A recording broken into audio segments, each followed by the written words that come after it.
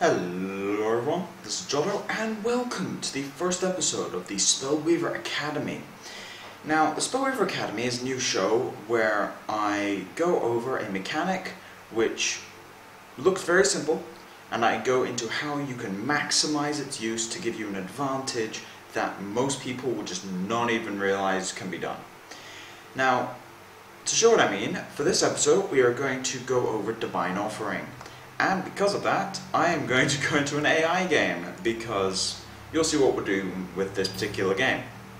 So, the idea behind Divine Offering is that you send back a card, or more accurately, you put a card on the bottom of your deck, and then 4 more cards come up. And if there's a shrine, you take the shrine, and then you put the rest on the bottom. Now, first of all, you put the card, you exchange on the bottom, and then you shuffle the other 3 you don't take, or 4 if you miss, below that. And those are shuffled since they're ordered by cost, so you can't tell which order they were actually in.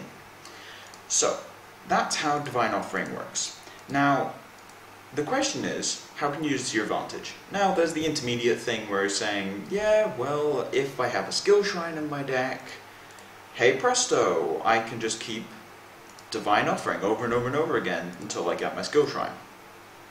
Well, yes, that is true. You can do that, and a lot of high-level players do that because it is a very, very useful way of getting your skill shrines. This comes up a lot with Dominion. However, there's another way of doing it, which is a little more subtle, which is using Divine Offering to tutor in a long game for a one-off specifically designed for that matchup. And in this particular deck, I put 1 red dragon in here. Now, this is not the actual deck, but the point is just for the, just humor me a bit here, I put 1 red dragon in this deck, and we are going to try and find it with Divine Offering, and then try and use Divine Offering to tutor it from the bottom of the deck and move it up. So, in this particular game, didn't start with it, so I have to go through my deck, Divine Offering until I see it, and then when I do see it, I'll Divine Offering it away if we draw it, or I will just keep Divine Offering until I know vaguely where it is, and then stop Divine Offering at that point, and then we can draw the card. So anyway, there's a couple of the concepts I want to go over in the future. One of them in particular is about the whole double blocking, triple blocking, and how damage is assigned along with combat tricks. It gets very confusing. Would like to do that concept. Can't currently. Why? Because of Force Mage Protector. Force Mage Protector is very buggy in its current state. Still no red dragon. Yeah, Force Mage Protector is ludicrously buggy currently, and as a result, it's difficult to use as a sort of showcase of how shielding works because it's bugged. That, and I kind of have to compile information just to make sure I go over all of the possibilities of how it actually works. So anyway, still haven't seen this red dragon, which is a little bit annoying. So I'm just gonna keep playing out this game, and we'll just see if we can find this thing. It turns out it was actually towards the bottom of the deck, which is always irritating. But anyway, so when do you not want to use this? First of all, when you're playing against Advanced Despina, because Advanced Despina shuffles your deck every single time it takes a card out of it. On top of that, against, I mean, if you're playing Wisdom, it doesn't work either. If you're playing New Horizons. If you're playing New Horizons, you actually shuffle your deck when you use New Horizons. So as a result, can't really do this because it just doesn't work. So anyway, yeah, you can't do this in New Horizons. Anything that shuffles your deck, it cannot be done. I would highly recommend you don't try. It will get very confusing, and you have to kind of keep track of information every 3 turns. Now, this can technically be used to effectively tutor in a long period of time for any card in your deck. However, I'm just going over using it to get certain one-offs because, and there's the red dragon. This is actually good because if you Divine Offering the red dragon, you know exactly where it is. You don't even have to guess. You know exactly where it is. So I'm going to put this on the bottom. Then we're going to get this Raid Shrine and put 3 fireballs under it. So now it is 4 from the bottom. So if we Divine Offering, well, 6 times I think, we'll start getting it towards the top. May not be exactly 6, but you get the idea. So it's currently 4 from the bottom. Now I'm counting from the bottom, not from the top, because that gets way too complicated. So because we took a shrine, we put another 4 on the bottom, so it's currently 8 from the bottom of the deck. Now, as I said, you can technically use this with every card in your deck. However, realistically, you need a deck tracker to do that, and I'm more just going over a feasible way of using this particular technique. So, another 4, 12 from the bottom. I said 6 Divine Offerings, didn't I? And that's been, what, 2? 2 Divine Offerings? I might be right. Anyway, it's currently 12 from the bottom.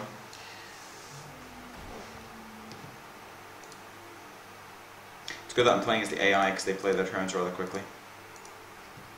I missed, which means it's now 17 from the bottom because it puts an extra card underneath since you don't actually take it. And I'm just going to randomly Firestone here because reasons. So yeah, it's currently 17 from the bottom of the deck.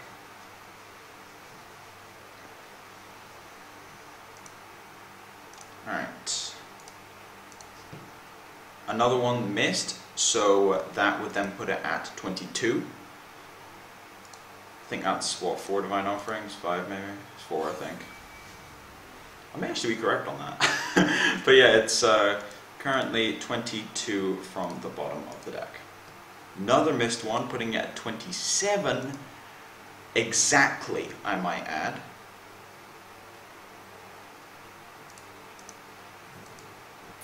$27 from the bottom currently. Which means now that it's within top 4, I actually don't want to draw any more cards. So yeah, I'll draw it in 3 turns. Or if I draw a shrine in the meantime, I will draw it in less than that.